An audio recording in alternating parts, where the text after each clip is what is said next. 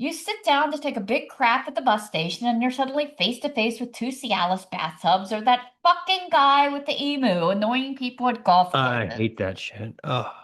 Are they selling insurance, golf lessons, or hurting livestock? What? Even worse, there's another video where they repurpose 2-liter Coke bottles. In one of them, they actually cut the cap off, screw it to the door, effectively making the bottle cap the lock. Really? A plastic cap to keep an entrance secure? Is the Kwikset Corporation aware of this solution? Coming soon, how to repair a cracked iPhone with a ball of lint and some saran wrap. Then there's the Virginia-based park ranger Roy Sullivan. This man got struck by lightning 7 separate times. Most people get hit by lightning 0 times and spend their entire lives maintaining that streak. To me, he had this weird porn star mustache and was really built, so I figured it was a setup. The guy from the Village People or something. Yeah. So I pulled up my shirt and said, "Are these what you're interested in?" Turns out, yep, he was really a cop. So what did you end up doing? So the next thing I know, This is the Snaggletooth Extreme Metal Podcast.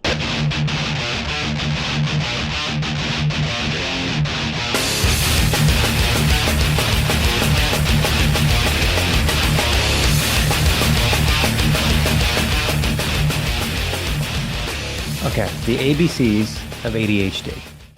Are our attention spans not what they used to be?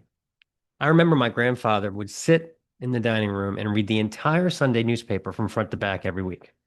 Road construction, sports section, and I'm not just talking NFL scores, girls' high school lacrosse articles, investment stuff, yard sales, and of course, the obituary section. He'd spend 3 hours with that newspaper and never get distracted once. I can't even make it through a restaurant menu without checking my phone a couple of times. Incidentally, years later, my mom and aunt developed this morbid game called Who Died?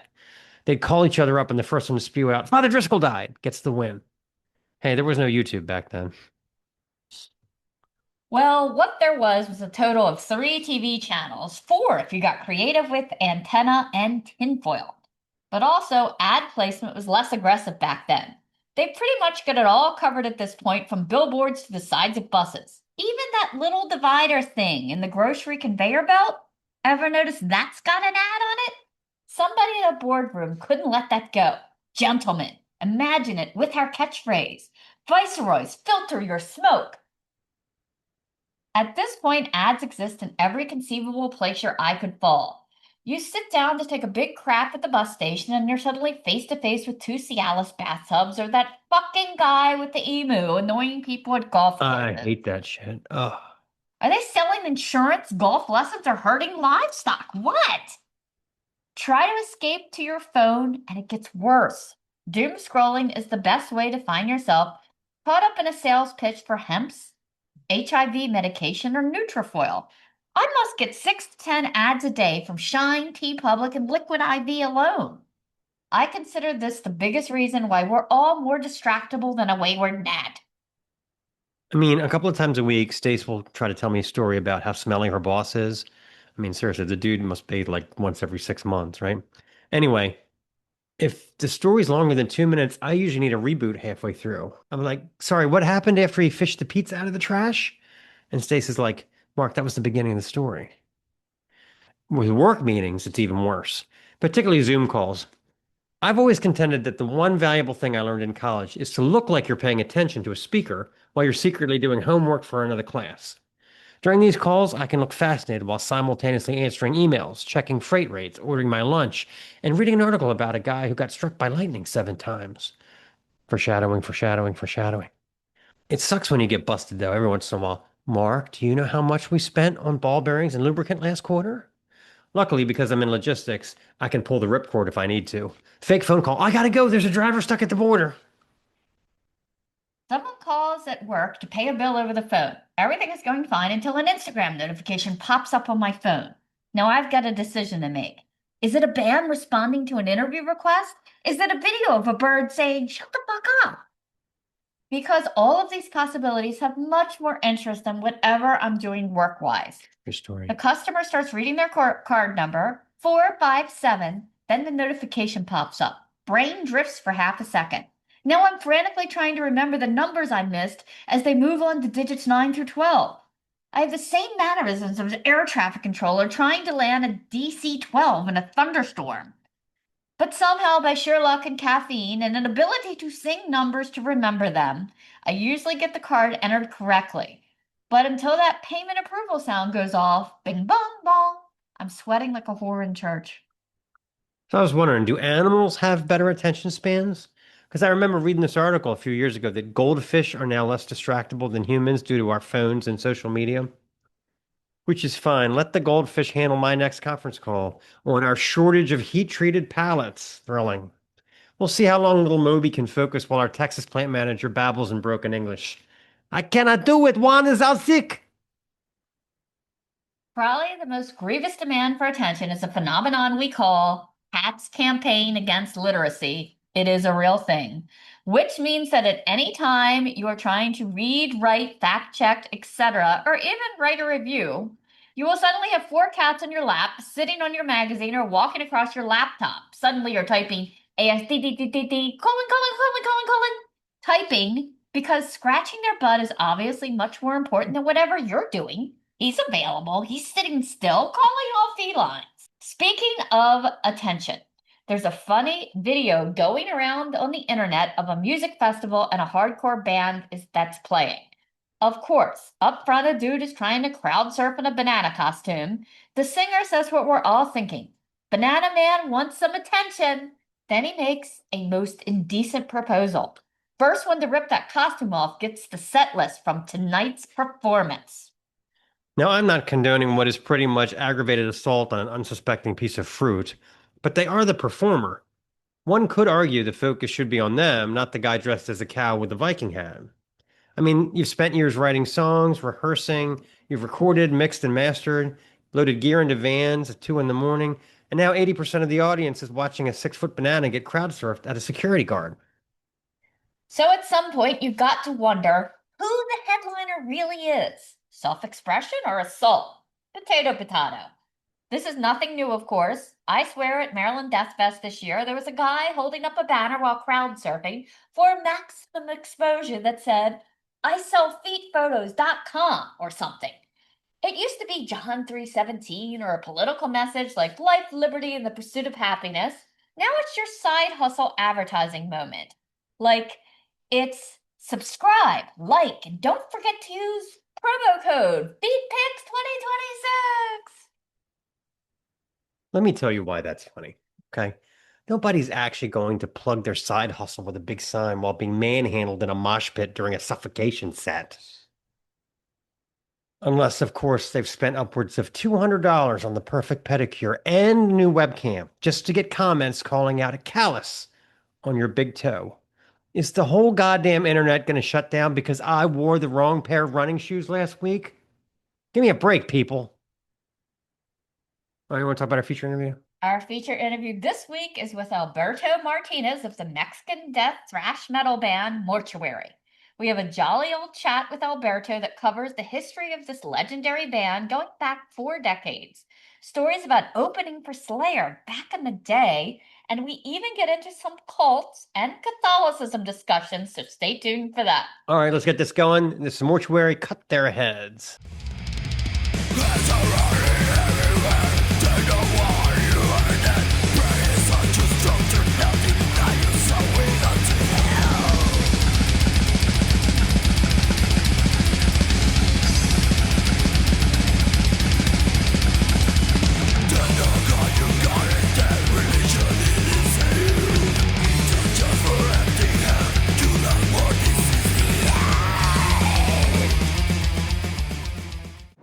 Let's talk about Hope for the Day.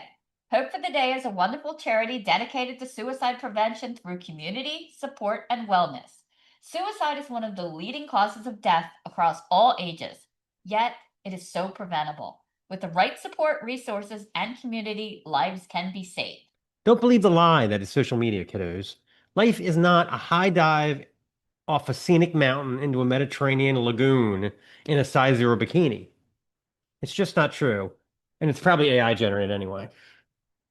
Most days, it's more scrubbing wine stains off the floor and cleaning up cat vomit, truth to be told. If you or anyone has ever been in that dark, lonely place where you feel all hope is lost, please visit the link after the show notes below and take advantage of the resources Hope for the Day has to offer. And always remember, this world is a better place because you are in it. And speaking of vomit, I think it's time. Hit it. And now it's time for Obnoxious Trivia! You got all your notes ready? This is going to be an epic affair. This is not as epic as some of them have Okay. been. All right, number 1. The Stanford Prison Experiment was performed in August 1971 at Stanford University. It was designed to be a 2-week simulation of prison environment to see what the psychological effects were of becoming a prisoner or prison guard. Why did the experiment end after 6 days? A, they got tired of pretending to be in prison and it turned into a keg party. B, the students realized they had to study for midterms. C, the guards' behavior became too brutal towards prisoners. Or D, the prisoners rioted and took over the prison because of lousy food. It's C, the guards became too brutal. You're I've absolutely seen a documentary about that. Sorry. yeah, absolutely 100% correct. Yeah, they completely turned into animals. They Yeah. did, and and it was really random whether you were a prisoner or a guard. It wasn't set up, Right. and they made them wear these uniforms with shades, and they got to the point they were stripping people naked and having them do Yeah. embarrassing. It was really fucked up. Great And- testament to, human beings, it was well documented that they felt like this was a loaded thing because he kind of coached the guards how to act. So they think this whole thing was probably not an actual bona fide experiment, but yeah, they had to shut it down. Mm. There were people like wailing and losing their It's minds. fascinating. Yeah. Okay. All right. We can just stop now. That's fine. 2. The Phoenix Canal murders refer to the brutal, long unsolved serial killings of 2 young women in Phoenix, Arizona during the early 1990s.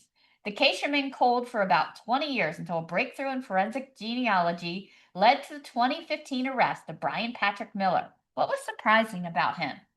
A, he had a side hustle as a local limousine driver who chauffeured while dressed as Smurfette. B, he often participated in local conventions and parades, driving mock police car cruiser modified with zombie hunter decals and fake blood. C, he was a chainsaw artist that sculpted woodland creatures from logs and won awards.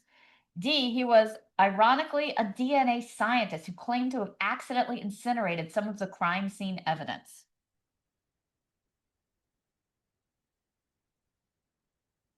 Okay. I'm going to say D, he was a DNA scientist. No, he actually was a local celebrity, and he participated in local conventions and parades, driving a mock police cruiser modified with zombie hunter decals and fake blood. Wow. He's actually considered to be the murderer of several other people that, I guess, for money's sake, taxpayers' sake, they decided not to prosecute him. Wow. But I mean, these murders were horrible. And the one, it was really weird. He killed both girls from behind, really brave, sexually assaulted them. The one girl, he cut off her head, and they found her body first. And then later they found her head, but it was so well preserved, they think he kept it in a refrigerator or something for a Oh my while gosh. and then threw it out. Nice guy. Real nice, normal guy. And everyone knew him as this zombie hunter. Okay. 3. In 2008, police in New York City began searching for Coriel Brown for bank robberies because of what clue he left behind at the scene. A, his soiled underwear left when they changed clothes. B, he logged into his Facebook profile on a computer and forgot to close the page. D, his entire wallet with ID, social security card, and birth certificate. Or D, his plastic hospital bracelet and discharge instructions from a detox center. Hmm. So what did he leave? I'm going to say B, he logged into his Facebook profile. No, but that was another criminal that did Okay. that. Okay. But he actually left his entire wallet with social security card, Oh my God. driver's license, and birth certificate. It was me. I mean, So- of all things to leave. Jesus. Yeah. Apparently, when they were busy loading up on His loot, wallet fell out. We're talking, They changed clothes right, criminal mastermind. and left his wallet in the back pocket of the pants. Nice, nice. Wow. Some other criminal did leave his soiled underwear with more than enough DNA evidence. Yeah, I can imagine. Oh my. Well, I'm doing really well. I'm starting off good, but yeah, not anymore. Okay, well, this is a snowball question, so you have a shot here. Okay. While Baltimore claims the overall historical crown of the snowball dating back to the 19th century, do you know we were the first? I did not know We that. were the first. New Orleans revamped it with the electric shaver in 1930. What are actual toppings that are common in the Big Easy but not in Baltimore? A, adding liquor to make adult snowballs during Prohibition time. B, topping with French Quarter-made strawberry preserves. C, finishing the shaved ice treat with cotton candy. Or D, topping it with a sweet, thick condensed milk. Say D, condensed milk? You are right. Okay, I got You are right. We do That's weird. marshmallow here in Baltimore. It's weird. Yeah. No one like that. But yeah, they pour it on Oh, top. milk and ice and Well, we put marshmallow on it, so we're I'm probably not one about exotic snowball flavors. I like lemon, lime, and sky blue. That's the only three I'll try. So it was really weird. It started in Baltimore because they had ice trucks and Yeah. kids would chase the ice truck drivers to get shavings. And then some of the more ingenious mothers started making syrups. Mhm. And then eventually it became a business. Bonus question. What was the first ice cream flavor? Egg custard? Yes, you're right. Okay. Ding, ding, ding. Bonus I'm point. not one of this, the whole marshmallow in the middle thing and all. It makes me sick. I can't even imagine. When I was younger, getting a chocolate snowball with marshmallow on it. Mm, I don't think I'd like it now. I wouldn't like it now. All right, not too bad. You did very Lots well. of- And you lots got of- your bonus points. I can't wait to watch the documentary about snowballs. It is gross. No. I mean, you use it in a lot of desserts, but Yeah. eh. Okay, it's time for a Snaggletooth, and this one is called Dishonorable Discharge. The mathematical odds of being struck by lightning in the United States in any given year are 1 in 1,222,000. Men have a greater likelihood, not because of a weird pH level that craves voltage. They just spend more time working outside. Golfing in the rain seems particularly foolhardy. Why are you holding a metal shaft skyward during a storm, Dr. Franklin? Then there's the Virginia-based park ranger Roy Sullivan. This man got struck by lightning 7 separate times. Most people get hit by lightning 0 times and spend their entire lives maintaining that streak. Roy's luck was such that he could have been carrying the buy 9 and get the 10th strike free punch card. His first strike came in 1942 while hiding from a thunderstorm in a fire tower. This seems like a poor choice from the beginning, opting to hide yourself in a giant metal conductor. The tower had no lightning rod, probably because people were not supposed to be in it during a thunderstorm. Lightning started bouncing around inside the tower. Roy described the fire jumping all over the place. At that point, the building had essentially become a bug zapper for park rangers, so he ran outside to escape, which in hindsight was a terrible decision. The lightning waited until he got a few feet from safety and then zapped him anyway, burning the stripe down his leg and blowing out his shoe. Imagine explaining that to workers' compensation claim. How did this happen? Oh, I was trying to outrun lightning. Then in 1969, he got hit again while driving his truck. Now, normally a vehicle protects you from lightning. It's basically a giant metal bubble safely grounded by rubber tires. But in Roy's case, atmospheric discharges liked Roy a bit too much and said, maybe we'll just pop in and say hi. The bolt hit nearby trees, ricocheted through the open window, knocked him unconscious after burning off eyelashes, eyebrows, and a good chunk of hair. See, and most people pay good money for eyebrow services. At that point, I'd start wondering if Zeus had me confused with someone else. I think it would even ruin Clash of the Titans for me. The saddest part is that old Roy became a pariah. Nobody wanted to be near him because of his conductive powers, and I don't mean leading an orchestra. Imagine being so unlucky that you're considered a death threat via weather. Roy couldn't approach a picnic without people checking the clouds and quietly relocating to another county.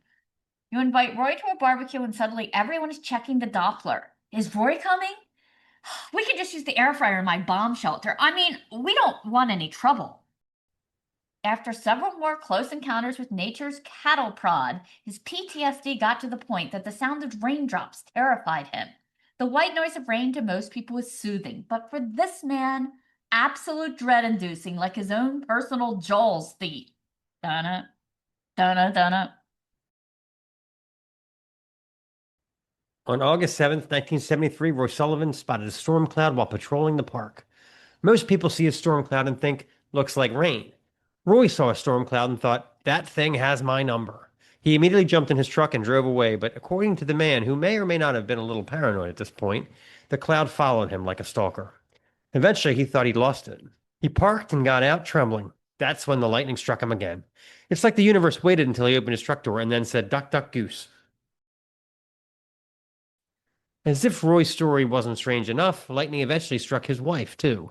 She was hanging clothes in the backyard when a storm rolled in. Of course, Roy was standing right there helping her. The lightning hit her and missed him. Of course, he was convinced it was meant for him, like they got caught in a drive-by. Thankfully, she survived, but his paranoia got even worse as the fear spread to his family. So whenever storms rolled in, he'd gather his wife and 3 children together in the living room, while he sat alone in the kitchen. Beware of the living lightning rod. In modern times, it could be a script for a Marvel movie, a park ranger that could beckon the storm. But in reality, it was just a man cowering under his kitchen table in rubber boots.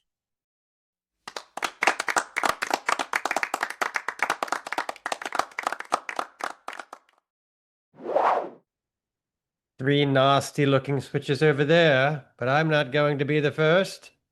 Damn your eyes! Too late. All right, let's play a song. This is Black Superstition.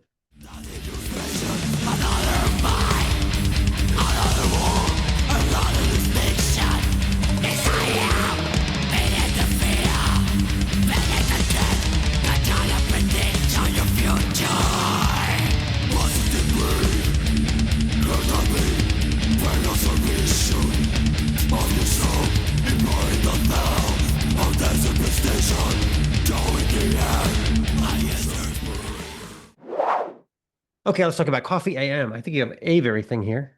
Yes. We're burning through it, people. Yeah. This is our last one, so please send Patreon money. That's right. We need it. Coffee AM is this great company out of Georgia. I have tried a lot of different coffees. Theirs is the most consistent. I want to say caffeine-wise, too. Every now and then Starbucks you can never tell what number of caffeine you're going to get from them. If it's going to be crazy or but this is always consistently good. The flavors are all perfect, except he doesn't like the mint. This is an old-fashioned gingerbread coffee. It smells old-fashioned. Okay. The hell with that new gingerbread stuff. You can get these too delivered to your door. We enjoy so many of their flavors. They make a great salted caramel. If you're not into flavors, they have fair trade coffees. They have single origin coffees, which are a little pricier. If you're a weirdo, you can get decaf. Why? You can also, they sell loose teas. They even sell the little strainers you can make, your loose tea into. Around Christmas time, they always have a lot of good gifting options as far as samplers and things. They even have K-cups. So get over to Coffee AM. This too can be FedEx to your door. Use our link. It will save you off your first order. After that, this is a points program. So the more that you buy, the more you can take off a future order. Okay, very good. And now it's time for Bombastic Plastic. Bombastic. So we're going to talk about Behemoth's album from 1996, Grom. Are you one of those weird in the woods types? Sorry, I can't relate. These are the people schlepping a carload of camping gear out to some remote wilderness so they can sleep under the stars and be at one with the land. Hey, it's not the bugs, the snakes, the elements, or the days without bathing that turn me off. I think it's the whole concept is closer to being at one with a trash bag of pot. Because I want to put myself in a situation where I'm so stoned I can't move in the middle of nowhere. Maybe I can find out if a wayward grizzly bear has a taste for Polacks. So yeah, you go ahead and enjoy your Inca Trail hike or spelunking through the Carlsbad Caverns. To me, roughing it is a hotel that doesn't have iced cucumber water in the lobby. Nature is an important element in a lot of black metal music, and it's a central theme here that runs through every song in 1996's Grom. translated to Thunder. Thank you, Google machine. The second full length from the Polish trio Behemoth, surveying the interwebs where it seems like every other extreme blog is flooded with praise for later stuff like 2014's The Satanist. A look at this kooky gem from the early days begs inclusion here. The album consists of 8 songs, mostly in the 5 to 6 minute range. The production is quite an improvement from their debut, and every song, some in Polish, some in English, is chock full of battle scenes, castles, and of course, being weird in the woods. Things kick off with a pomp-laced promenade intro of rising synths and tribal drums, eventually capsizing into The Dark Forest, Cast Me Your Spell, a furious 7+ minute exercise in pounding blast, hard pan thrashy guitars, and witch vomit vocals from frontman Nurgle. This one stutter steps in and out of bona fide Tom Warrior adjacent riffing, along with some weird mathy drum zigs from Stickman Bow Ravenblock. A great name. There's an Ulver-style acoustic break around the 3-minute mark, soon graced with female vocals from Nurgle's then-girlfriend, Selena. The chants of bards, she knows them and hums them. Plus, I bet she's got a great personality, you know? Check out her Metal Archives profile to see one tit. Well, you wouldn't want to show both. Why not? You got to go to her OnlyFans page. She's his ex-girlfriend, you know. Let's play a clip. The Dark Forest. Cast me your spell.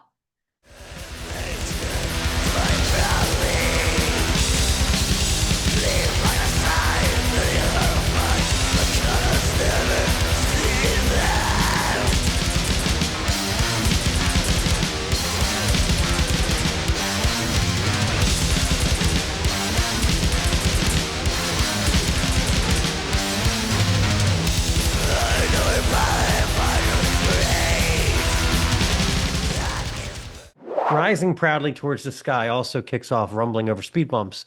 Nurgle's guitar, a fuming mass of dissonant 4-chord oscillations, furiously charging toward a 7-minute runtime. The bizarre angular piano melody laced across it, around the 3-minute mark, is just the right touch of awkwardness to scare away the orthodox black metal types and attract freaks like me that have Darkthrone's Goat Lord on several formats. The same can be said for Dragon's Lair, Cosmic Flames, and 4 Barbaric Seasons, which moves from a very orchestral intro into violent heavy horse percussion and twisted riffing that begins to alternate with dreamy acoustic interludes around the 1-minute mark before slamming back into the chaos for a maidenish gallop. Around the 4-minute mark, Nurgle lets fly a truly bizarre vocal in the vein of Don's Guard and A Forest of Stars. Forgotten sorcery storms from the skies. From the golden hall of the ancient ones, the pagan awaits for the equinox. Hopefully, we have the latest edition of Better Homes and Gardens for him to read in the lobby. So whether you're a fan of first-class accommodations or Weird in the Woods type, there's plenty of great black metal on offer in this early Behemoth release. What others describe as amateurish, a veteran of the scene will offer that the band was stretching out, trying new things, and were actually quite ahead of their time, considering their location and the youth of the band. In the meantime, here's hoping you aren't attacked by the dude in the hockey mask with a machete while you're out gathering firewood. I'll be enjoying an IPA in the air-conditioned safety of my den. Thank you very much. Let's play a clip. This is Rising Proudly Toward the Sky.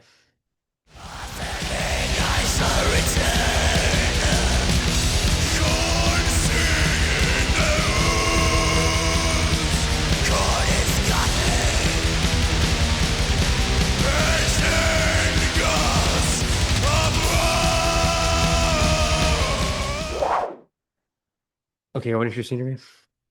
Anyway, we were really interested to talk with Alberto. They have a long history. He is the mainstay and a founding member, but he has passed the torch on to some younger people that he's taken. You could tell, and fold. the injection of youth has really kind of relit the fire of the band. You can really tell he's very excited. Yeah. You know, and so we kind of get an OG teaching the youngsters how to get it done, and the effect is perfect on this album. That's right. So take it away. Yeah. So you're in Monterey? Yeah, right now I'm in Monterrey, Mexico. Mm-hmm. Mark has been there on business before. Multiple times. I used to work for a company called Danfoss, and we had a big plant down there. And Oh yeah, yeah, that's near the airport. I think so. yeah. I used to love going Yes. down there. The Yeah.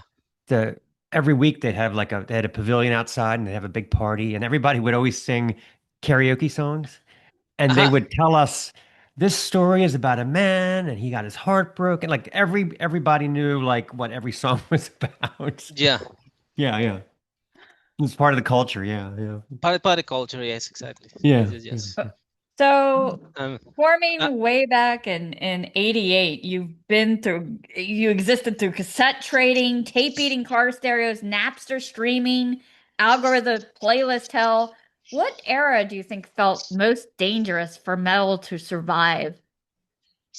I mean, what do you mean most dangerous? I mean, Like over the years, there was a time I think when grunge kind of came on the scene, it seemed like metal had fallen out of favor. Do you think that was the worst period, or as far as hanging in there as a metal band?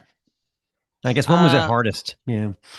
yeah, I don't know. I mean, I mean, when Mortuary started, I mean, everything was new for us. I mean, we didn't know how far we were gonna get. I mean, we were just trying to record some music and see what happened. And unfortunately, it went far. I mean, we reached the places that we never thought we would. Yeah. Yeah, so for me it was a very exciting period of the band, the 80s, the 90s, and then unfortunately we had to split. I mean, for some time, for some years, but I mean, for me that period, the first period of the band, it was great. It was exciting. I mean, I really enjoyed it, traveling cool. everywhere, etc. What do you remember most vividly about opening for Slayer in Mexico City in 1994? So it was like my 19th birthday party, and we were all pretty drunk, and it's like 1 a.m., and someone's banging on the door. So I open it, and it's a cop. He says somebody called and complained about the noise. So what'd you end up doing? Well, my friends were really into pranks, and he didn't really look like a real cop to me. He had this weird porn star mustache and was really built. So I figured it was a setup. The guy from the Village People or something. Yeah. So I pulled up my shirt and said, "Are these what you're interested in?" Turns out, yep, he was really a cop. So what did you end up doing? So the next thing I know, oh, hi. Hey there. Yeah. Well, we know you're here to check out our interview with Mortuary, but if you're enjoying this conversation, we do interviews like this every week on Snaggletooth Decay. For example, check out our interview with Cody Daniels from Krigsgrav a few months ago, where we tackle the important question, are they in fact the Anne Hathaway of black metal? Or our conversation with Michael Bala from Necronomicon Ex Mortis, covering everything from a Marty Friedman guitar bidding war to essential jazz fusion records. So don't forget to subscribe today, because we do this kind of nonsense every week. And now back to Mortuary. Well, since Slayer was our very favorite band at the moment. I mean, all the members of Mortuary were really into Slayer. So for us was like a dream came true. I mean, I mean, it was a big influence for us. For us, it was the best band in the world. So we were very happy. We were very excited to be there, and I mean, to share stage with Slayer. It was great. I mean, I was gonna say, did you get to meet him and everything? only Tom Araya, Kerry King was around, but he didn't show a lot of interest on the people. But Tom Araya, yes, was there, was talking with a lot of people, and we got to talk to him, and it was very nice. It was very nice. Yes. Yeah. He always seems so jolly. Yeah. Yeah. He's the jolliest guy in metal. Yeah, he really is. I remember we asked Tom for Jeff. We asked him, "Where's Jeff?" And he said, "He's back there. He's very drunk," and something like that, because Jeff was all the time drinking. That's right. And when they got to the stage, I remember when they got to the stage, you could see it. You could see that Jeff was really drunk. Wow. Yes. So well, everybody's got their own pre-show ritual. That's right. Exactly. Yes. No, but it was great. It was great for me. It was a really great experience, and one of the best memories. I mean, for me, yes. So bands from the late 80s had to fight for every bit of visibility, Yes. putting out flyers, word of mouth, even trying to crack into stuff like MTV back then. Now these days you got different things, Spotify, social media, YouTube, and you can kind of get instant global access that way.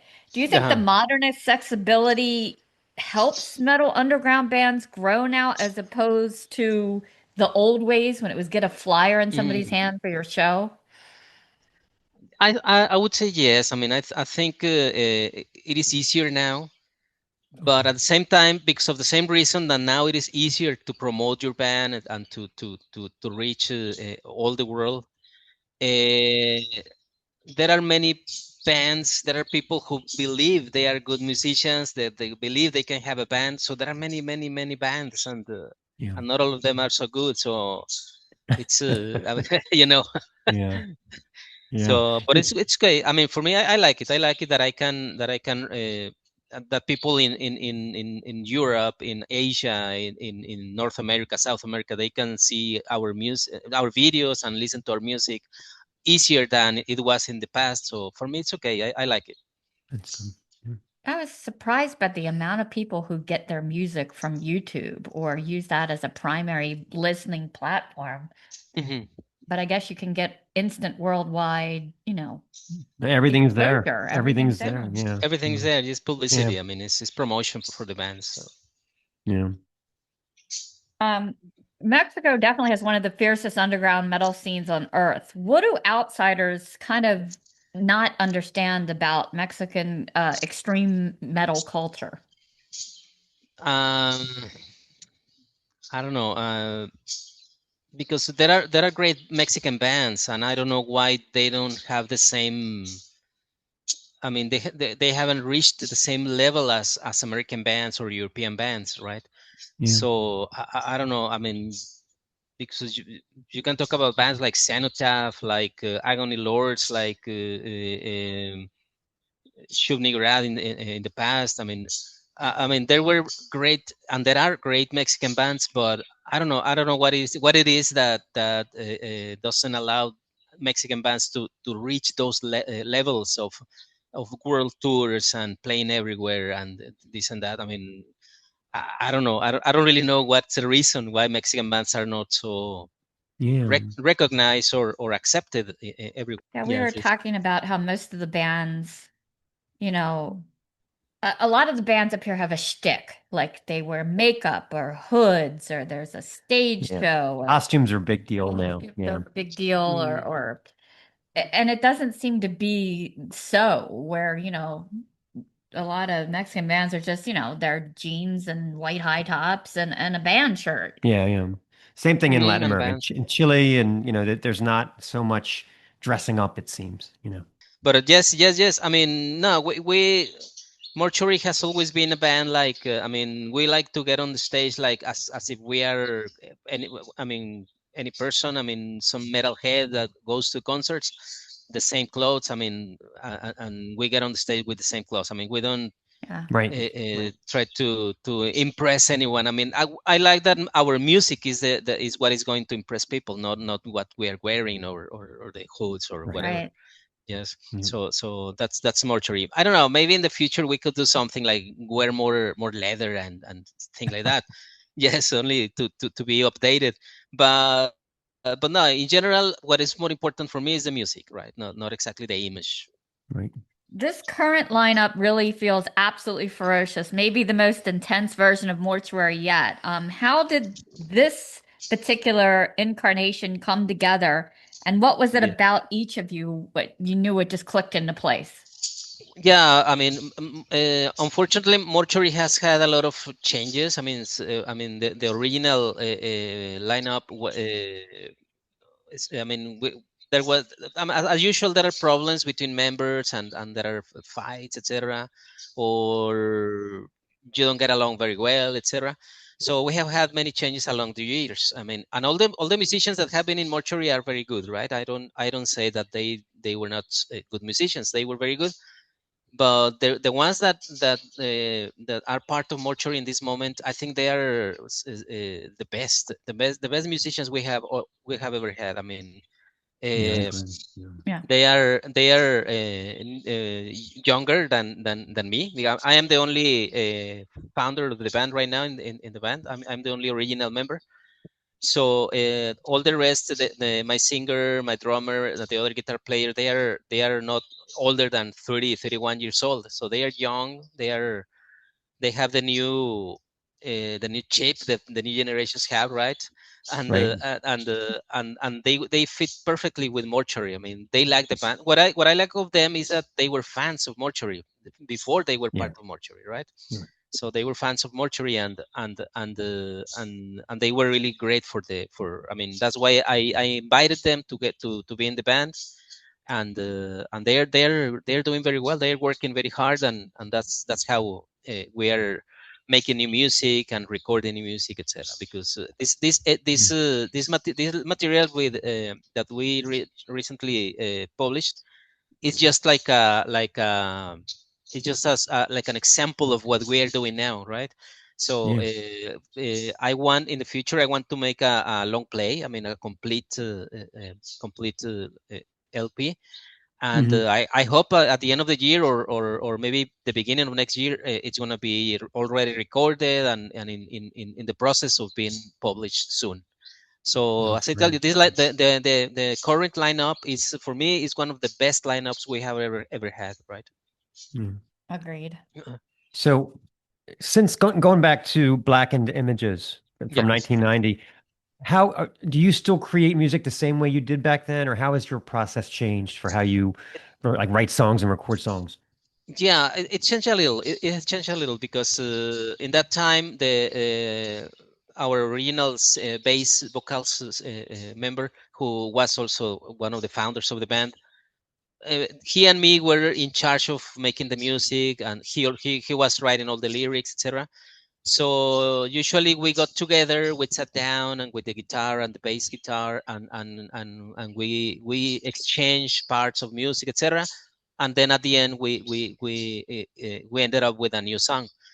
Right now, what I do is that I'm writing all the lyrics by myself, and I am free to get ideas and what the new members propose, and then I take the best things. I take the things that I consider fit the music, the idea of Mortuary, the spirit of Mortuary's music, right? Because of course they have different influences, and sometimes they make a little different music, but I always try to get what is more appropriate for Mortuary, right?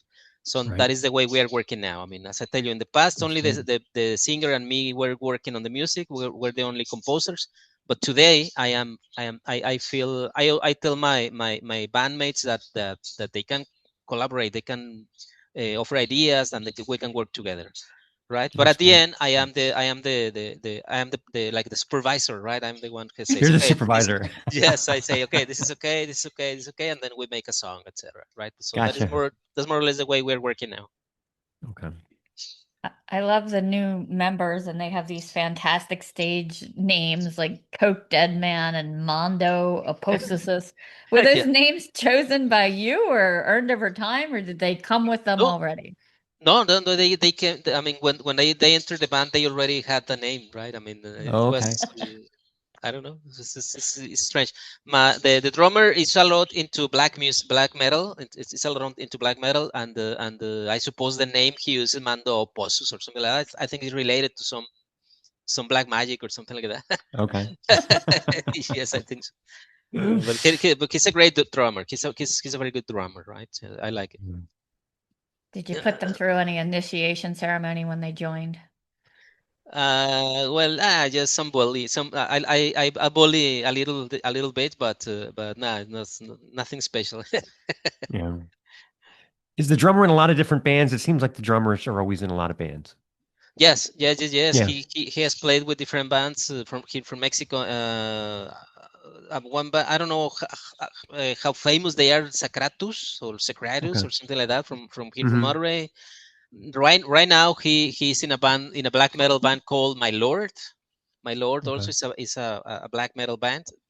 They recently filmed a video, and I think they have a video on YouTube. So it's a very good band. I like it.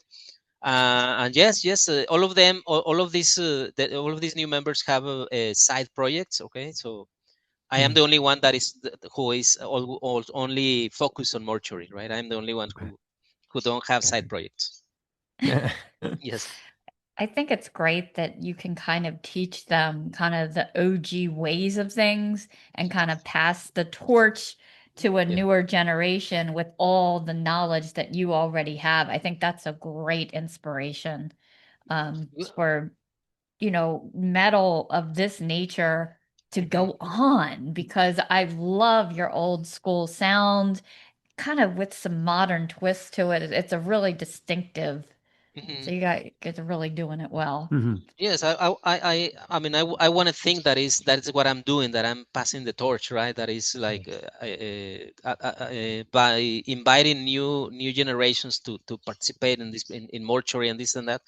I want to think that I'm like living how do you say, like what is the word? Well, yes, passing the torch, right? Like Right. teaching them something that they can do in the future. I don't know. Yeah.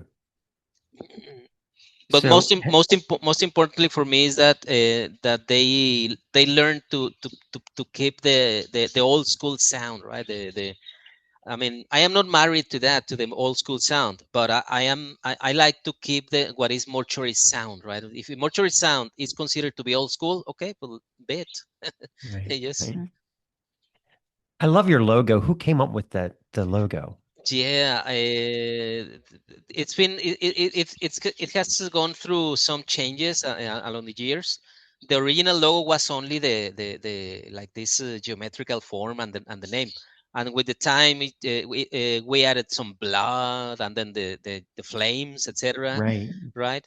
So, but yes, several people has participated in the changes that the logo has gone through, right? That's cool. Uh, Have you uh, yes, have you ever seen it tattooed on anyone? Does anyone have tattoos of it? yes, yeah. Like Oh, cool. two mortuary fans show me tattoos of the logo. That's Yes, nice. Yeah. That's the yes, ultimate. yes, Yeah. yes, yes, Yeah. yes. That's It's the great. It's perfect great. shape for a back patch too. It Yeah, really is. Yeah. yes, yes, yes. Maybe we're gonna do that, right? Yeah. Back patch. It's Yes. funny. We did a thing on our show this week about Yeah. it was like the rules of the back patch, Okay. Battle like vest. the battle vest, like The battle best. Yeah.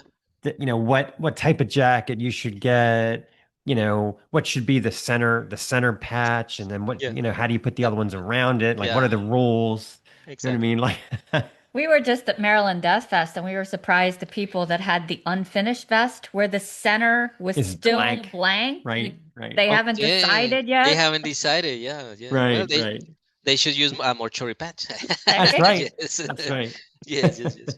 Yeah, Yes. we Yes. we always laugh at Maryland Death Fest. It's a little crazier every year, it seems like, with the crowd surfing. This Yeah. Yeah. year, I kid you not, we were watching this one band. This man walked up with this inflatable set of hot dogs, said, "I'll be right out of your way." Just threw it into the crowd and then Really? walked off. I said, apparently that's his job. That's it. Yeah. So people Yeah. could bat the hot dog around. Yeah. Or Yes. they Yes. had, or Pink Uh, Destroyer brought their own boat and were crowd surfing in this inflatable Oh, boat. in yeah. They had like a boat. yeah. Yeah. Yeah. Yeah. I guess it Yeah. should have been Festival very funny. culture. Yeah. Hilarious. Yeah. No, but yes, the Maryland Death Fest is great. I mean, we played there in 2019, I think so. Oh, We were awesome. there. Okay. Yes, we were there, That's and cool. and the crowd went crazy, especially when we played. I was telling you before that we are big Slayer fans. So at the Yeah. end of our show, we played a cover. We played Black Magic, Oh, Oh, right? nice. nice. No, Yeah. the, the, Yeah. the crowd went absolutely crazy there. That's great. That's great. Yeah. Yes, yes, Oh, yes. yeah.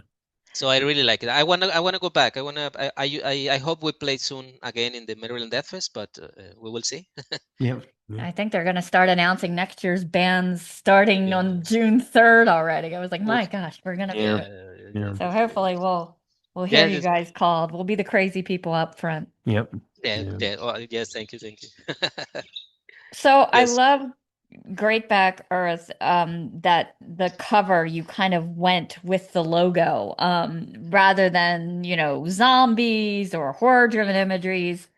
Was that basically for brand recognition that, this is us, we're back? Well, I don't know. I mean, I don't think in these kind of things. I mean, the things just happen. It's not really like a strategy or a plan. I mean, Okay. just we let the things have to happen and the way they should, and that's it. I mean, as I tell you, I mean, my only concern is the Yes. lyrics, but Yeah. everything around um, the designs, the stage flags or whatever. I mean, for me, it's not so important. I mean, it's okay. I mean, I would like to add to our show some more production, more things. I mean, but definitely for me, the most important thing is the music and the lyrics, right? That's what I focus on. Yeah. That's the But yes, important part. so yeah. Well, funny enough, we watched at MDF when we watched Whiplash. We were hanging out with Mike from Mhm. HGPD and Ah, sharing yes, beers. Yeah, he's a yeah. good friend of ours. How did he come to reach out? Did he reach out to you, or did you reach out to him? How did you come to work with him? Yeah, I mean, it was a guy from Netherlands, I think so. Like this company, MCD something company. He invited us to. He wanted to make like a compilation CD Okay. with bands from Asia, from Europe, from the US, etc. And he invited me to participate with one new song, but he wanted a brand new song, not an old song. So fortunately I was working on a new song in that time, so I offered him that song. It was one of the songs in the EP, in the new stuff. It's called Holy War. So I was working on that song, and I told him, "Well, I have this song. If you want to add it to the compilation, it's okay." And then later on, he told me that he was going to release the CD in Europe, and then in the US that in the US, Mike was going to be in charge of releasing the Okay. compilation CD. So that's how I got in touch with Mike Giuliano, Gotcha. and I don't know. After that, I suppose he liked the song, and after that, he offered I mean, he asked me if I was working on more new music, and I told him, yeah, I'm working on that. In fact, I told him I wanted to publish a like a demo or something like that, and at the end, it was the EP, that the Black Great Black Earth EP that Mm. he released, and that's how I got in touch with him, right? Right. Yeah, it's really he runs a tight ship, that Mike. He does. He Yeah. does. Yeah. So I love that your music has always carried this feeling of a little apocalypse baked into the riffs. What inspires you more? Is it movies, fiction, real world, or just daily chaos? I think a little bit of everything. I mean, I like horror movies. I mean, I am not so into politics, but I see the news. I read the news, the news around the world, Hmm. and at the end, I want to show in mortuary music. I want to show that we don't agree with society. Conventionalism and etc. Things like that. We want to be seen as an irreverent band, a noisy band, and that is what influenced me to write lyrics. I mean, I want to write lyrics against religion, against politicians, against the rules of the society, right? So, but yes, it's a little bit of literature, movies, other bands, etc., etc. Yeah. Yes, yes. So that's it. Yeah, I try to avoid the news at all costs because it just makes me absolutely crazy. Exactly. If But I think, it's a good go ahead. inspiration, right, to write lyrics. Yes, Yes. That's right. usually generally horrified. I can't even look. Yeah. Um, Horrifying. if the world was run by metalheads, it'd be such a different place. I mean, I think we have such this catharsis through, kind of this violent crazy loud music that were very grounded people. And sometimes I think the world could use some more of that. Yes, I think so. I agree with that. So were any tracks on this album rewritten significantly? And was there one that kind of got taken apart and put back together the most, or was it all kind of the same? In what way? I mean, what do you mean? If Was there any song that really got like taken apart and put back together a lot, or did it all kind of come through smoothly as far as writing?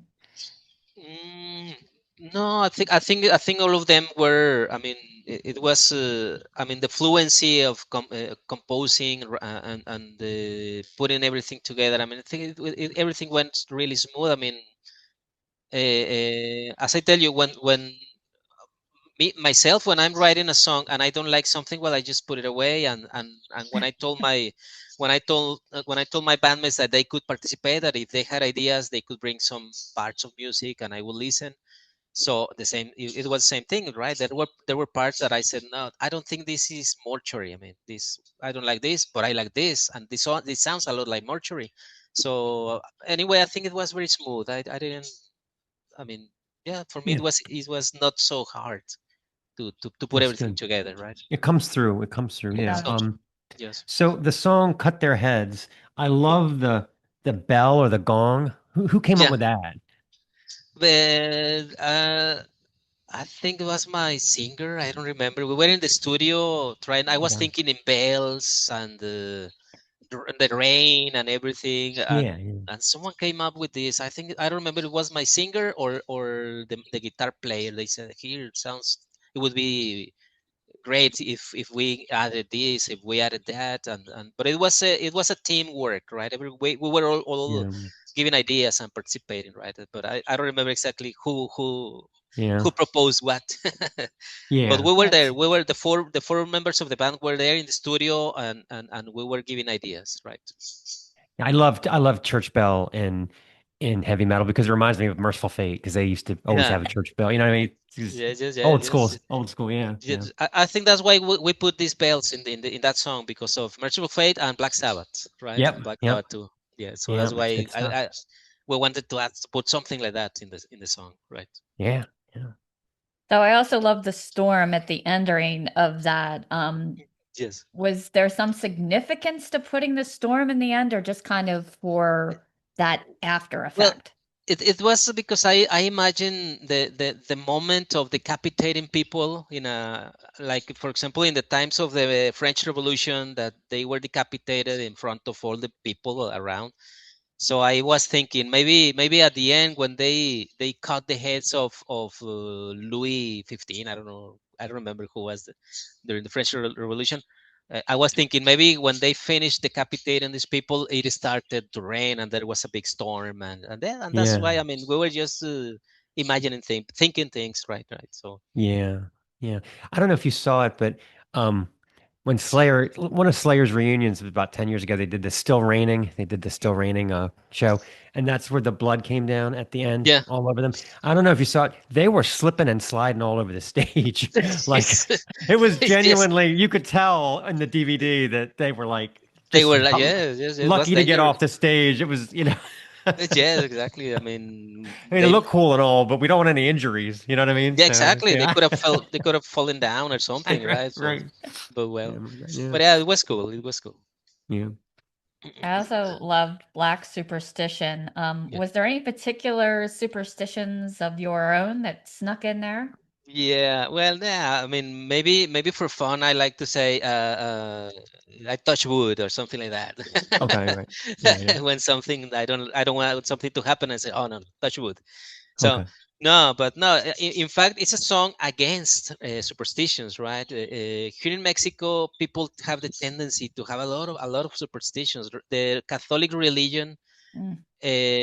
involves a lot of superstition. I think so. It's my point of view. I don't know if I'm Yeah. I'm right or not, but I think the Catholic religion imposes a lot of superstition, and that's why black superstition is against that, right? It's criticizing. It's a song that criticizes in general, the Catholic religion, and in particular the superstitions but that people have, right? And it's a song that I wrote the music in 1988. I mean, it was in the first Wow. demo of the band. Oh wow. Okay. This one included in the EP we re-recorded it. I made some changes and etc. But the lyrics are from the original singer, Joel Alanis, who unfortunately passed away in 2018, right? Oh, okay. And the lyrics are from he wrote the lyrics and I wrote the music. And since it's my music, I said, no, I want to make some changes, and then we included the song in this new stuff. And but yes, as I tell you, I mean, I am not superstitious. It is just a song that it's criticizing the superstitions of that people Yeah. have. Yes. It's Yeah. funny. I had forgotten about this until I was telling Stacy the other day. Like I said, when I used to go down to Danfoss when I was in Monterey, Yeah. and they were telling me about these songs. If if they mentioned like a saint or something, the men standing behind would automatically do the song of the cross. Like, Yes, yes. and I thought when you said superstitious, it was like robotic, like they had to do it, like that's very Mexico to me. It's just Catholicism is a big deal down there. Yeah. Yeah, no, yes, Yeah. as we said, for it's part of the culture. When people Yeah. when people pass through, in front of a church, they Mhm. immediately do that. They do that. Yeah. Right? Yeah. Yeah. Yes, yes, yes. Yeah. It's Totally. very common. Very, And very for good. me, I mean, from my point of view, my very particular point of view, that is a superstition, right? Yeah. Yeah. Totally. Yes. Totally. Yep. Yes. Well, in our house, we can't do a black cat crosses your path because we have one. We have a black cat, Because right? all the- Yeah, no, we'd be in imagine big all the trouble. time. Every Yeah. time the cat passes, you're gonna be like this. Yeah. It's no. Yeah. And she's 17, so she's been with us a long time. Yeah. Yes. Yeah. I also love that you included Holy War, which always to me sounds like it should be an oxymoron, yet history shows it's this recurring human tragedy again and again. Was there any story or event that kind of inspired you to choose highlighting that? Because it's just such a tragic thing. Yeah, well, in particular, the conquest, the Spanish conquest in Mexico, when they arrived to here to Mexico, and the native people received them, they came and they imposed their religion, right? This is one of the things that we say in Holy War, right? So maybe that is what influenced me to write the song and the music, and that is one of the. I mean, there are many events in human history that have had the same. I mean, it's been the same reason. They want to capture territory. They want to impose their religion. They want to kill people, to kill the natives that don't go with their ideas. Right. And that's it. That is what influenced me to write that song, Holy War. Right? It talks in particular about the Spaniard conquest in Mexico, but in general about all the similar events that has happened around the world, right, in human history. Yes. Yeah. It reminded me of that. I don't know if you saw the series The Boys, where Homelander decides he's God. Did you watch that series at all? And it No, was I don't. like I it don't was think so. crazy. It's supposed to be a bunch of superheroes, but like one of the Oh, most powerful ones decides it's not good enough that he needs to say that he's God. So he has all oh, these psychics and he's trying to like tell people that he's God. And if anyone like the psychics see that they're not believers, oh, he's like gonna get rid of them. I'm like, it just exactly, shows how Yes. ridiculous it is. I love it. Well, so then there you go. I mean, the song is something like that, right? It is telling you that these advanced cultures think that if you don't think like them, then they get rid of them, right? That's right. Yep, Exactly. totally. All right. Well, we play a game on the show, and I think you'll like it. The game is called Blaspheming Monikers. Okay. And the Okay. way it works is I have 5 band names in front of me on this envelope. Okay. I'll read them to you, and then you try to guess which one is fake. One of these is fake. Okay. Okay. Okay. Okay. So what we'll do is we'll just keep guessing until either you get it right or we run out of bands. Okay. Okay. Okay. Okay. Let's see. All right. Moon destroys. Verona moon. Despondent moon. Moon drunk or chrysanthemum moon. Okay. Let me read them again. Moon destroys. Verona moon. Despondent moon. Moon Drunk, or Chrysanthemum Moon? Which one of those sounds like it might be fake?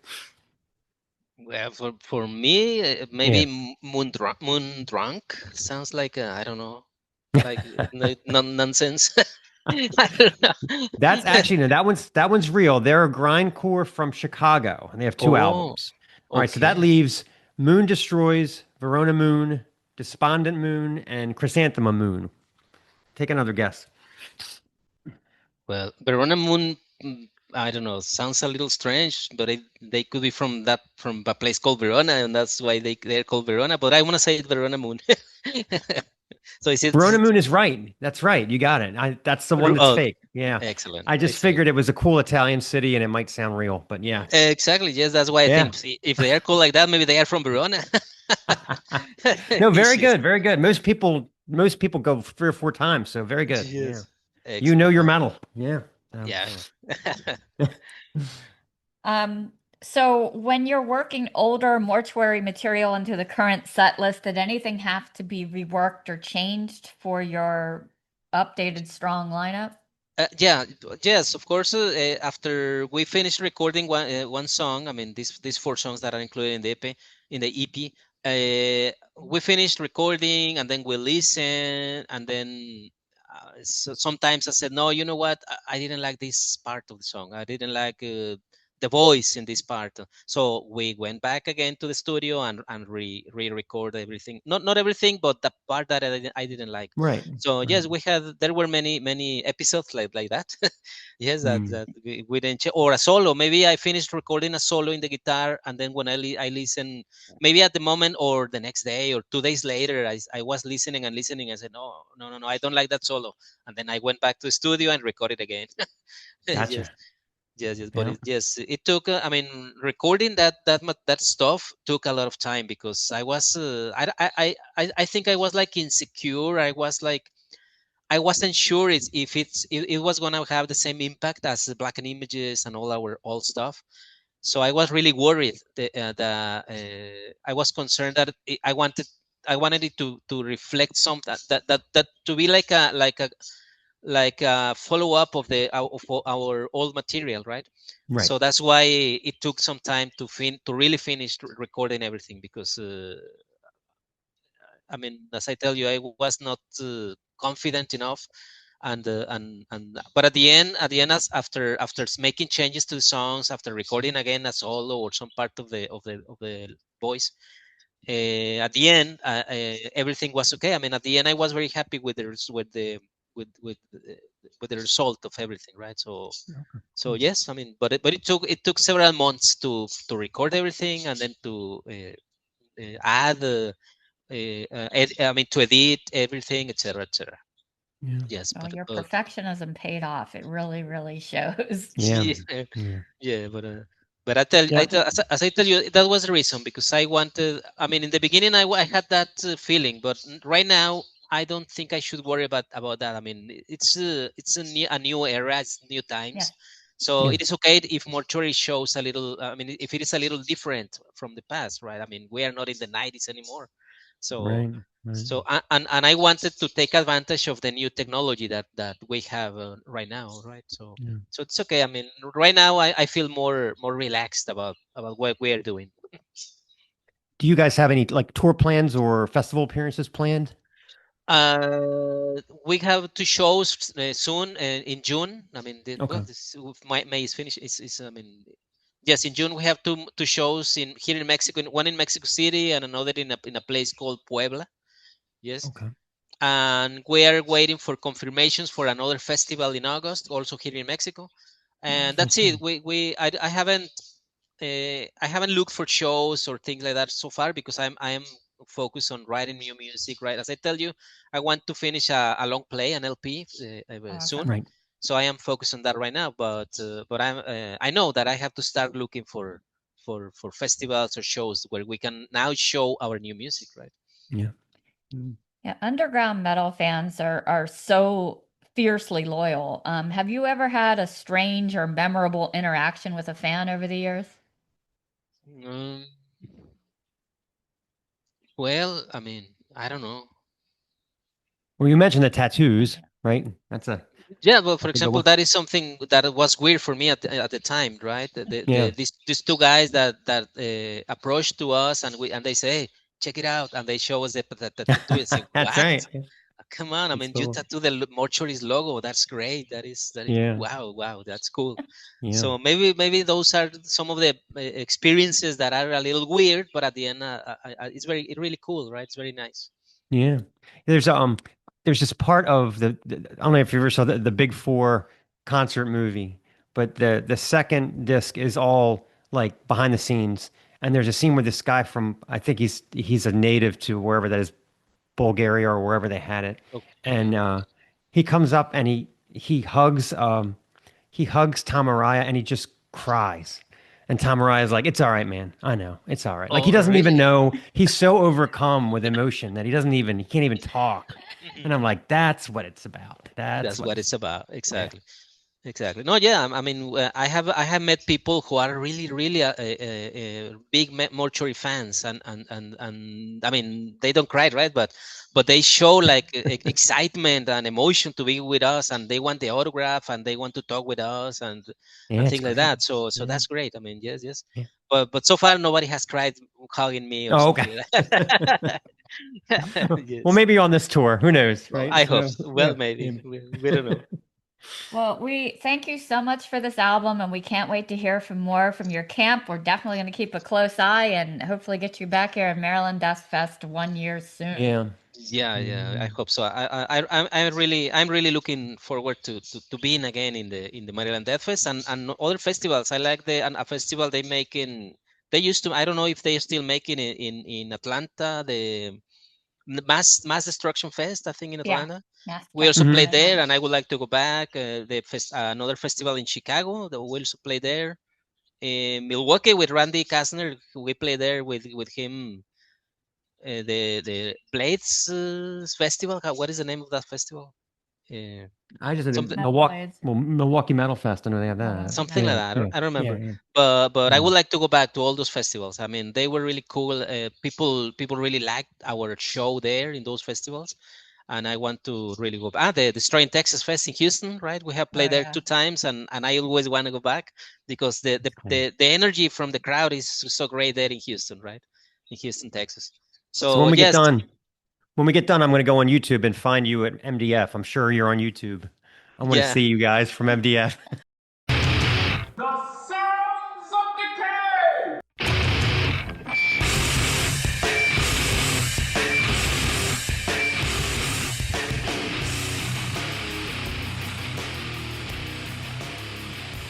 Okay, Sounds of Decay 1 is the new album from Protrusion, The Last Suppuration. A protrusion is the act of pushing or thrusting something outward, or the physical feature that results when something sticks out. It carries an inherently unpleasant connotation. No one ever says, "Awesome, I've discovered a protrusion." Even facial protrusions feel like angry emojis. Protrude your tongue and it reads as vulgar, even obscene. Protrude your chin and it becomes an instant confrontational body language. Protrude your eyes and you look unhinged, which is rarely a desirable aesthetic, unless, of course, you are Bobby Liebling. In engineering and technology, the term usually signals an anomaly, a defect, or something deviating from intending form. It's one of those words that never appears in celebration, only in diagnosis, malfunction, or accident. That ominous quality is exactly why it works so well as a death metal banner. This debut already bounds from the speakers with all the tenets of OSDM on display. So it comes as no surprise then that 3/4 of this quartet are veterans of the death metal scene, having previously haunted projects such as Horrific Demise and Human Filleted. Add the experience of producer Tony Tipton, founder of Regurgitation, and a highly skilled knob twiddler in the extreme metal underground, and the result is a tightly controlled assault of seasoned brutality. Not sold yet, there are also guest guitar solos sprinkled in to sweeten the deal, across 10 tracks of grisly mid to long form compositions, mostly ranging from 5 to 7 minutes. The album hits with relentless precision. The exception is a brief, unsettling palate cleanser titled Sacrament, which pairs off kilter, bard like acoustic scramble with mewling, spiraling melodic line that feels both eerie and kind of fractured. Boiled Up Birth is a standout track, even with, shall we say, its just slightly too warm welcome theme. It opens with an immediate jump scare of Kevin Baum hammering away in barbarian on the kit fashion, clunk-clunk assault of snare-driven violence as Kyle Chrisman and Colin Foster unleash a sinister grind. The track briefly drops its claws for a heartbeat as John Elston's bass is spotlighted, spring-loaded, rubbery, and melted dark chocolate thick. Collins Forrester's vocals sound like the La Brea tar pits opened a bubble emoting, all hiccup-burped residents choked with pitch-shift mud. Guitars from Foster and Chrisman grind together like pestle and mortar, reducing everything to dust. The rhythm growls increasingly agitated, hammering down like unrelenting hail. Chrisman then slides into a Winnian solo packed with more noodles than a carbohydrate festival.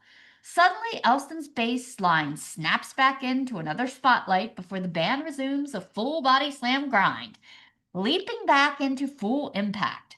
Baum shifts in and out of blast beats, settling into a mid-paced wallop as the gits lock into a lurching monster stalk groove. The vocal rides the wave with choppy, deep croaked phrasing, locking into the rhythm's jagged lunges. By mid-track, the rhythm takes on a chime-like but dismal, grimy surge, squelching out small rhythmic yelps at the end of phrases. Another solo seeps in slower, more deliberate, before the band returns to vibrating grind.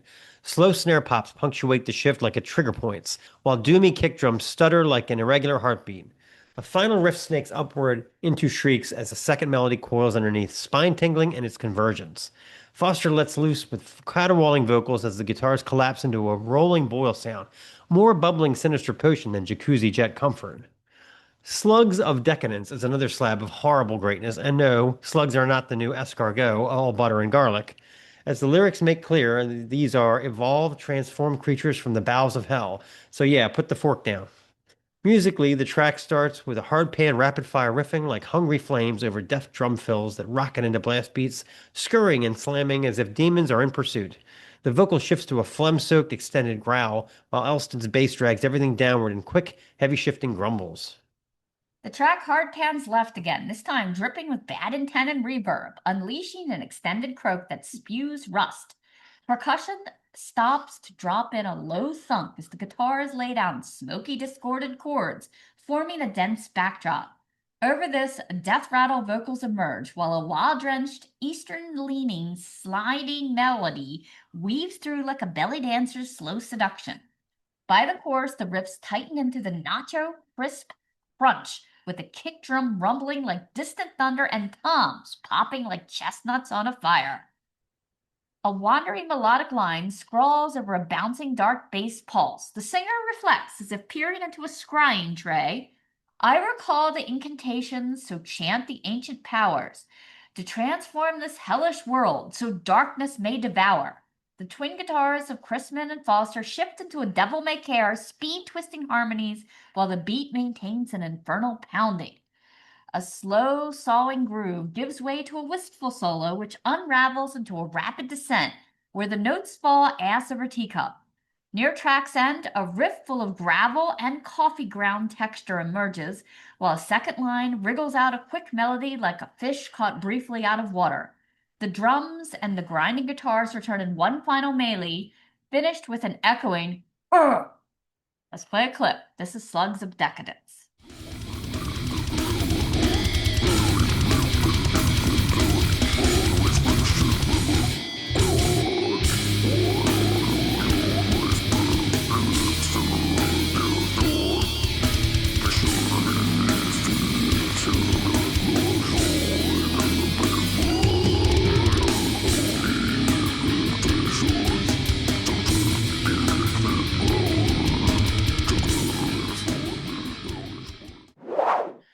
My favorite track is the last Suppuration. Suppuration is the medical term for the formation and discharge of pus. Fun stuff like abscesses and boils. It's the kind of thing that can gag a maggot. The cover art depicts a dark mirror version of the Last Supper, except here the Christ figure is already crucified, looking upward for help that will not arrive. The apostles have become cloaked skeletal figures, stalking around the table as if preparing to enact the body and blood of Christ in literal form. Whether it's a corrupted final meal or an infection breaking open from within, it's very much a choose-your-own-adventure scenario. Tony Tipton guest stars here, handling both the songwriting and lead guitar duties. The track opens with high nasally line, its flowing warbles flooding the banks and saturating everything. A second guitar soon joins in, echoing and shadowing the first.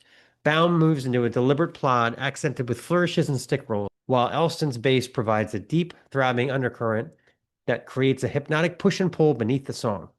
A hard pan riff drenched in reverb takes over as the drums splatter into a mixing bowl, suddenly turned on high and set of blast beats. Foster's vocals sound as if they're emerging from the lungs of the creature from the Black Lagoon, choked with stagnant water and swamp mud. The guitars soon lock into a locomotive heavy groove, powerful and relentless, before taking off again in a ricochet of shifting chords. Baum alternates between top gear aggression and plodding, as if the trudge to school really is uphill both ways. A bass breakout bubbles up like a ruptured water main before the 6 strings return to that crushing chug. The growl morphs into the sound of 2 warty toads croaking in layered disagreement. Midway through, the riffs begin to hyperventilate while the drums launch into full-blown panic attack.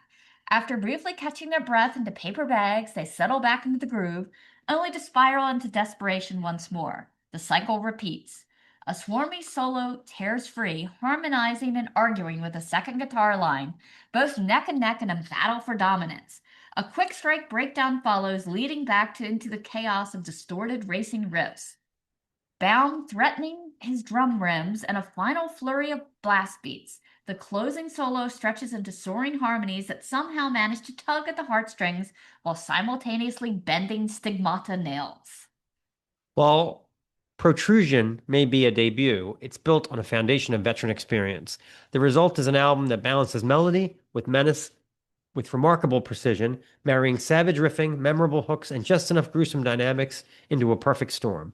Many bands spend years searching for that balance, but Protrusion sounds like they've already cracked the code. This may very well be the first Protrusion that leaves us throwing horns and cheering instead of scheduling a doctor's appointment. Let's play a clip. This is the last Suppuration.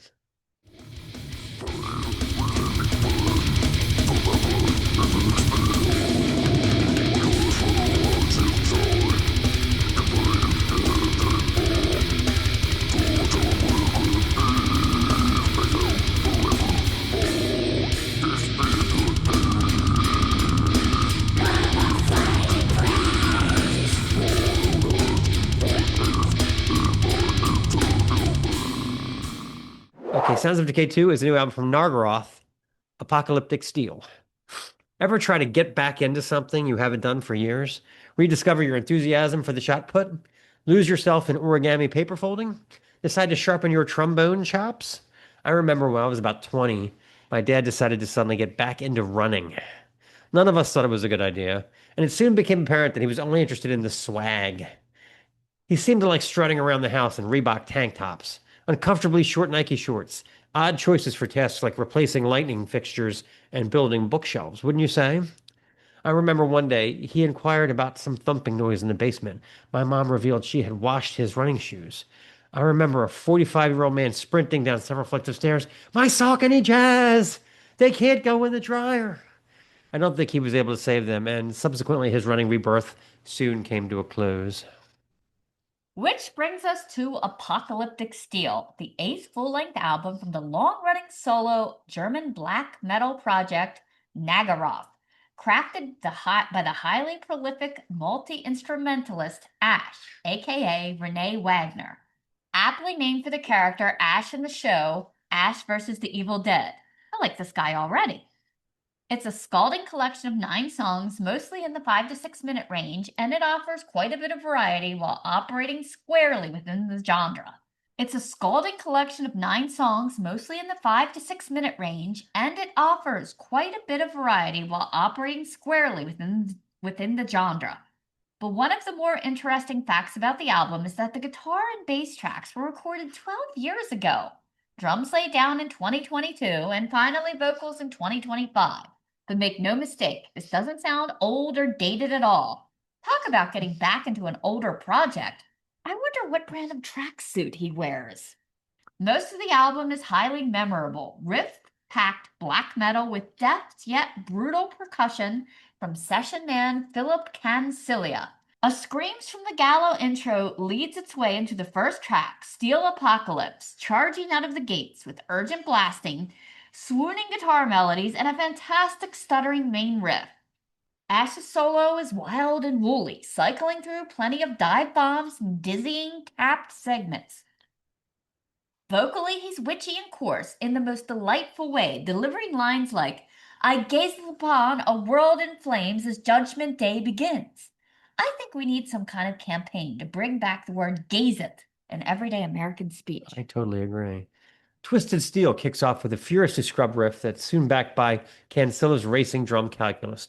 The tremolo-picked riffing hangs in perfect cadence with a furious vocal offering up I am a motherfucker of Twisted Steel and sex appeal. What did Randy Bachman of BTO used to say? It ain't bragging if it's true. I mean, look at that sexy picture of the cowboy on horseback he posted on the Metal Archives profile. The man has no fear. Let's hear a little Twisted Steel.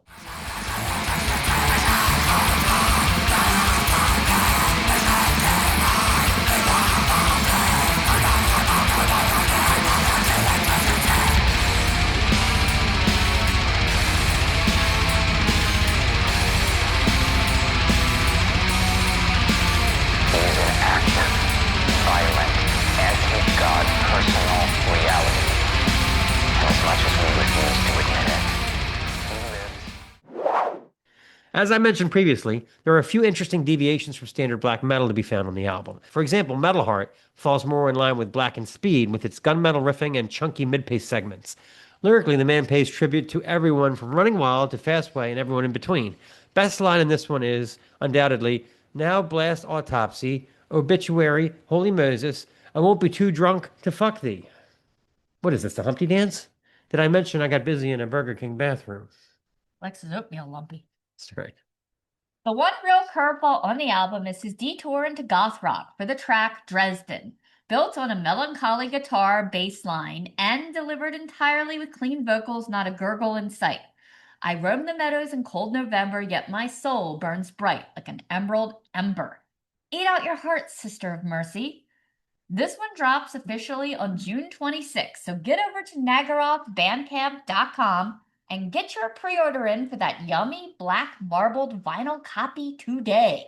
This is music to warm the blackened hearts of Hellripper and Midnight fans the world over, so get on it. And let's face it, you're too damned old to resurrect your career in bullfighting at this point. I'd suggest you stick with miniature golf. Let's play a clip. This is Metal Heart.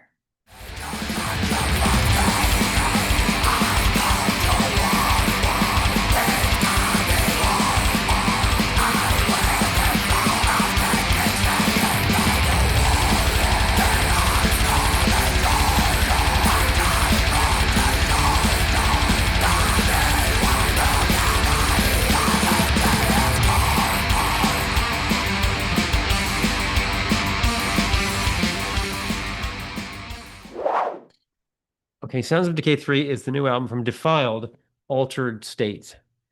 Altered State makes me think of these ridiculous repurposing videos that come through my Instagram feed. One of them, the woman is obsessed with pool noodles.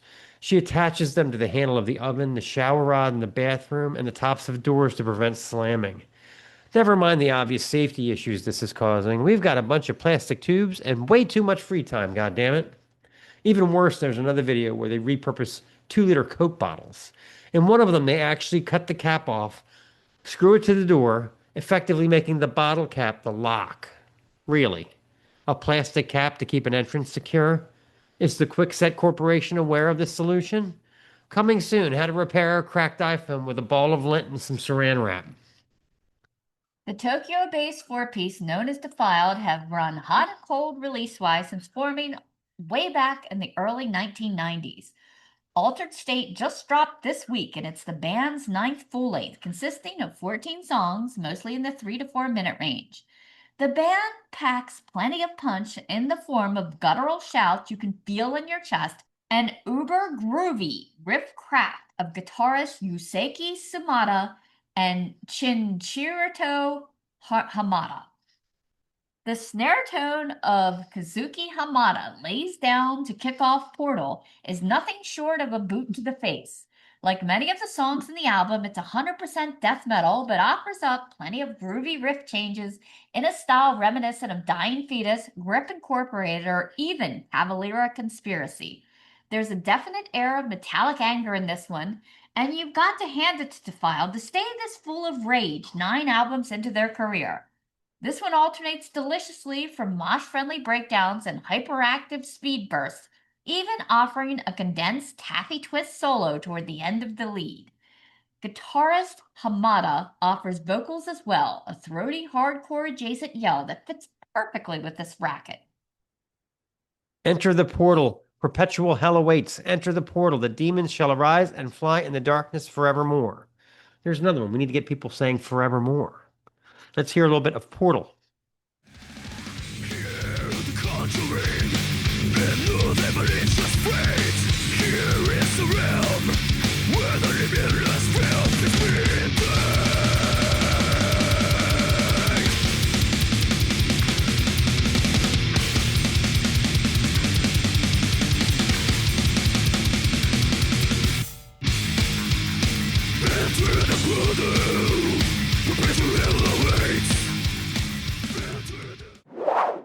The one I have to mention is the 4-minute bruiser entitled Metamorphosis of Evil, which may be the hardest stomp track on the whole record. It's packed with tempo zigzag, complex riff alterations, and hypnotizing rolls from Kazuki. The stops and starts are executed so well, they recall the days of crossover thrash like Cryptic Slaughter and Spots. Plus, the way Hamada pronounces the word metamorphosis kicks all kinds of ass. He sort of puts his own spin on it. He lays it out for us: Metamorphosis of Evil, the chorus, the antagonist, the evil seducer, the corrupter, the satirical moralist. The only ones he left out were the tap dancing calligraphist and the figure skating engraver, but otherwise it's all there. I have already ordered the t-shirt, and so should you. Get over to Defiled's Bandcamp page, Stat, and grab a copy of this marvelously violent little slice of headbang delight while you still can. By the way, I know you're trying to make a life raft out of discarded cereal packets, which are environmentally sound, but I question the seaworthiness of the craft. You better try it out in the swimming pool first, just to be safe. Let's play a clip. This is Metamorphosis of Evil.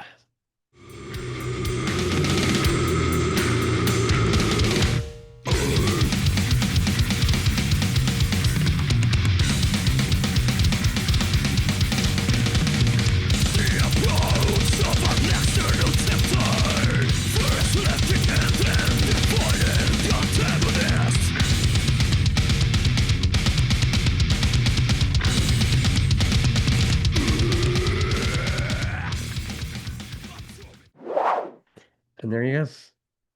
Decay 42 in the books. I still can't believe that. That guy had to have some kind of condition where he just somehow, the salinity of his Oh, blood the lightning guy. drew Yeah. lightning to him. Gets hit by lightning, that I did. Mm. No one does feed photos like me, people. Just want to put it out there. So Right. And the next time you get, side hustle, advertising money, and it works for you, know that you owe us at least a nickel for the idea. this has been the Snaggletooth Decay Extreme Music Podcast. Special thanks to Alberto of Mortuary for appearing on the show. Snaggletooth theme by Gustav Eward of Defleshed. Sounds of Decay theme by Steve Rathbone of Lair of the Minotaur. Sounds of Decay bands reviewed this week: Protrusion, Defiled, Nargaroth. All content 2026, the Snaggletooth Decay Extreme Music Podcast. So I spent a lot of money on a new guitar for you for Father's Day, but I was distracted and I ordered it quickly at work, so it wasn't quite up to the specifications. I guess I should have read the fine print. The attention span. Fuck. God damn it. This is the Snaggletooth Extreme Metal Podcast.